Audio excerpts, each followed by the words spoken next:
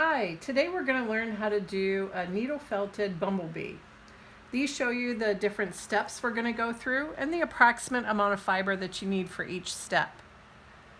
This is what comes in your kit. This is from Natural Fiber and Yarn Company in Grand Rapids, Ohio. We invite you to join us on our Facebook, but more importantly, come see our shop in Grand Rapids, Ohio on the Maumee River. What I want to tell you about the needle felting is that you want to be really careful with your needle. The end of it's very sharp, and on the needle it's got barbs that actually, when it goes through the fiber and you pull it out, it pulls the fibers back. That's what helps tangle the fibers together and actually felts the fiber. I'm going to go pretty quickly through this, but the process is the same no matter what you're attaching. So you're going to start with half of a wool fiber ball. And for beginners, I usually tell people that use half the fiber you think is the right amount, because fiber goes a long way. In this particular case, we're going to make the head of the bumblebee, and you're going to take fiber and you're going to wrap it around your finger. You're going to pull it off your finger. You're going to tuck the sides in, and any little fuzzies here you're going to tuck around.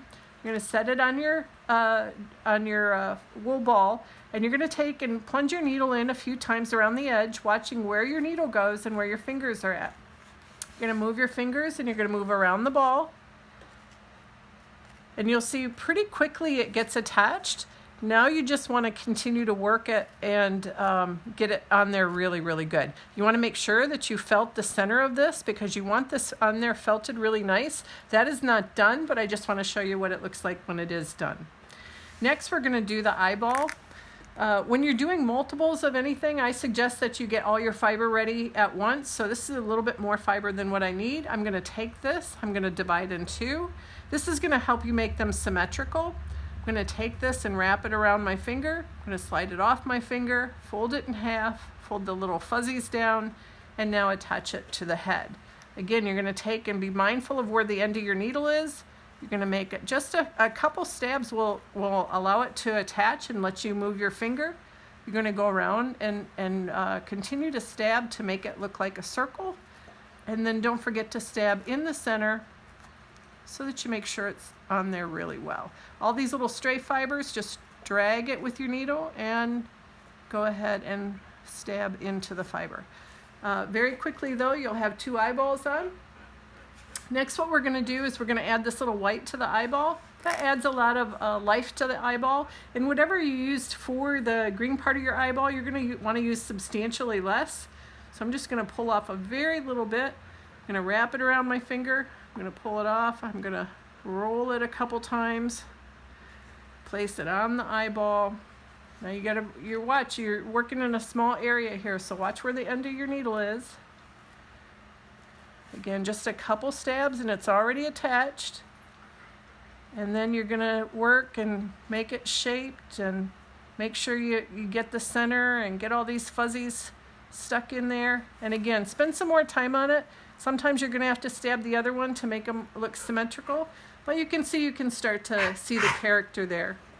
The next is the mouth here, done the very same way. Very little fiber, probably about as much as you used on the white.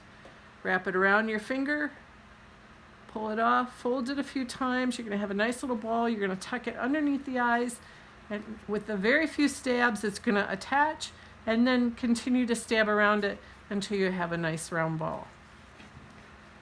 Next, what we're going to do is we're going to add the yellow stripes. This is going to add a lot of life to the bumblebee. And you'll see I've got 3 sections, but again, this is pretty thick. I don't really want that much fiber, so I'm going to pull it in half. I'm also going to stretch it a little. I want it to be a little thinner on the ends than I do in the center. And I'm going to start to make my outline, just dragging my needle and plunging it in, dragging, making it thicker here. And make sure that you do the center. When you come down towards the sides, you're going to want to make this a little bit tapered. I think it makes it a little more interesting looking. Watch where your fingers are at. Really easy to stab yourself underneath the bumblebee. And then if you have any strays, you can fold them back on themselves so you get a nice clean edge there. And then spend some time and really felt that on there nice. Again, I'm doing this very quickly for the sake of the video. but you can see that you can get the shape of this stripe pretty quickly. This is what it looks like after it's been felted quite a bit. And now we're going to add this black stripe. With the black, a little black goes a long way. So you see I have very few fibers here.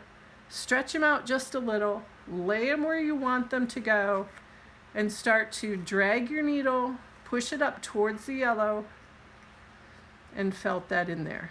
You see it takes shape really, really quick. It's pretty easy to do. When you're done, you're going to have a nice line like that. On this particular bumblebee, I added 3 stripes. You can add as many as you want. What I'm going to show you now is how to do the wings. For the wings, you're going to take a pretty substantial piece of fiber. You're going to start needle felting the center.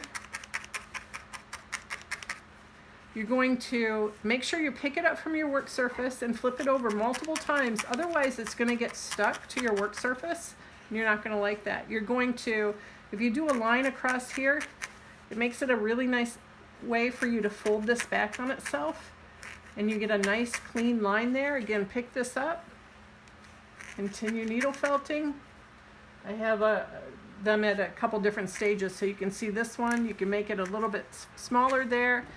When you're ready, you can fold this in on itself, and you'll end up with a piece that's about this size. Now, you can needle felt in the edges to make it round. What I want to do though is I want this to be I want it to have a little indent. So I'm going to start, you can either fold it and needle felt it on itself like that, flip it over, fold this back, needle felt it on itself. It's all different ways to kind of get that puckered look, but you want, to have a little bit of dimension to it. Then you're going to set it right on your bumblebee, and you're going to needle felt from the center. Okay, and it only takes really a few stabs to get it attached, but you really do want to spend some time with it and make sure that it's attached really well, so that if you have someone playing with it, your wings don't come off. But that's how you make a bumblebee. Don't forget to do the underside. It's a really good way for you to practice your needle felting skills and a way to get creative. You'll see in this one I made a little butterfly. But here's just an example of how you do a needle felted bumblebee, and I hope you enjoy it very much. Thank you.